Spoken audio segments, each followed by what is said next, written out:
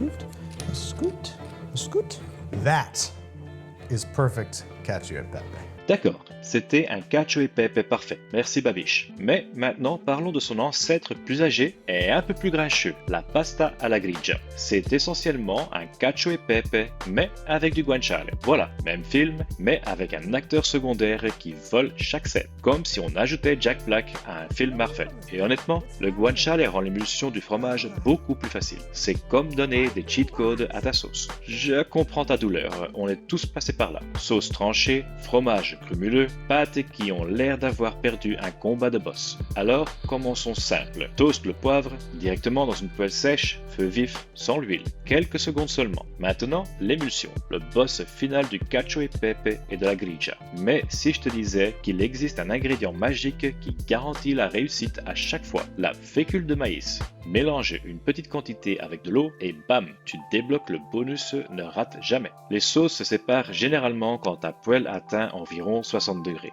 La fécule augmente ce seuil, te donnant plus de marge de manœuvre qu'un dérapage dans Mario Kart. J'utilise 100% de pecorino romano parce que je suis un accro au pecorino. Mais si le côté funky te frappe plus fort qu'un cri de dragon dans Skyrim, remplace environ 30% par du parmigiano reggiano. Aucun problème. Pour la viande, on utilise du guanciale parce que c'est la version traditionnelle. Mais écoute, laisse personne te dicter quoi faire. Utilise de la pancetta, du bacon, du tofu, ce qui fait chanter ton cœur. Souviens-toi juste, si ton substitut n'est pas aussi gras que le guanciale, utilise la mélange à base de fécule. Crois-moi, le toi du futur remerciera le toi d'aujourd'hui. Et voilà pour la préparation. Plus court qu'un tour de manège à Disneyland. Et avec moins d'enfants qui crient. À la cuisinière, faisons fondre le guanciale. C'est la partie la plus longue.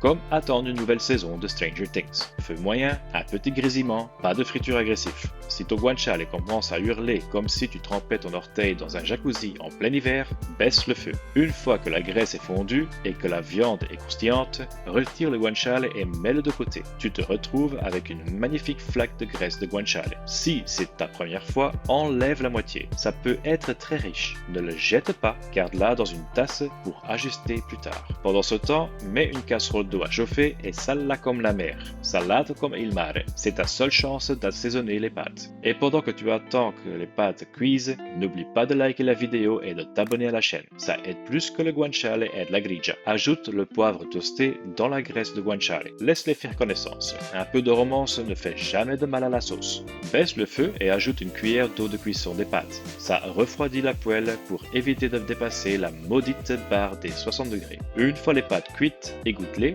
mais garde une tasse entière d'eau de cuisson. Ajoute les pâtes dans la poêle et mélange jusqu'à ce qu'elles soient bien enrobées. Ajoute le guanciale et mélange encore. Maintenant, la partie qui fait peur aux gens, plus qu'un visionnage de l'exorciste seule la nuit. Ajoute le pecorino. Mais voici l'astuce. Ajoute-le sur les pâtes, pas directement dans la poêle. Les pâtes agissent comme un bouclier. Verse ensuite une bonne quantité d'eau de cuisson et ou de graisse de guanciale, selon la richesse que tu veux. Remue vigoureusement. Continue de remuer, ne t'arrête pas. Si ça paraît filandreux au début, c'est normal. Continue. Si ça ne s'assemble toujours pas, pense au mélange de fécule. C'est ton Gandalf. Il arrive précisément quand il le faut. Donne un dernier mélange avant de servir. Dresse tes pâtes et ne laisse rien dans la poêle. Bon, sauf si tu as autant de sauce que moi. Dans ce cas, prends du pain et fais-toi plaisir. Termine avec une pluie de pecorino romano. Et voilà, une pasta alla grigia parfaite qui ferait hocher la tête de respect à n'importe quel Italien. Wow, le guanciale fait toujours son petit effet. Merci d'avoir regardé et comme toujours, bon appetito. Ciao ciao.